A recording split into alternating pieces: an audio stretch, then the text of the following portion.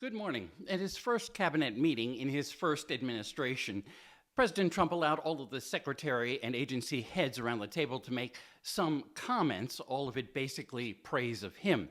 But for the second administration's first cabinet meeting, Trump turned much of it over to Elon Musk, who to help explain what he and Doge were basically doing. And get ready for a whole lot more, by the way. Musk said his message that got muddled about all federal workers having to list 5 things they did last week was, quote, a pulse check review. Do you have a pulse? Everyone around the table laughed and then applauded Musk's efforts. There was a slight admission from Trump about some secretaries with him saying some disagree a little bit with what Musk is doing. And then Trump opened up the floor for any cabinet member to dare say they don't like Musk's Doge efforts. While the message is still muddled, Trump would only say the workers who had not turned in their 5 bullet points, quote, they are on the bubble. That is, of course, a sports metaphor for someone who might or might not make the team. But it's just the beginning of a possible dismantling of the entire federal government.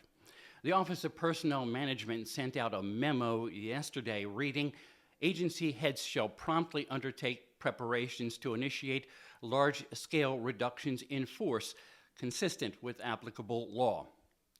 In the lengthy Q&A with reporters, Trump got around to his gold card migrant idea.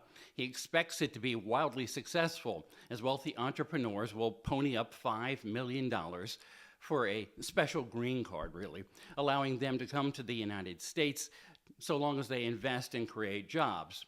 In fact, he mused that if 10 million foreigners put up their $5 million for gold cards, that would bring in $50 trillion, more than enough to wipe out the national debt.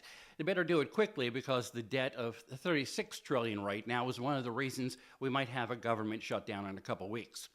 Today, President Trump sits down with British Prime Minister Keir Starmer. He's another player in the Ukraine war saga, as Europe tries to decide what role it can have in a forced peace settlement Trump is trying to deliver between Kyiv and Moscow. As of now, Ukraine's Zelensky is set to be at the White House tomorrow. There he will face a decision on how much of his country's mineral rights to give to the U.S. as part of a deal that Trump insisted at the cabinet meeting would require some concessions from Vladimir Putin. With Ear on the White House, I'm Bob Costantini.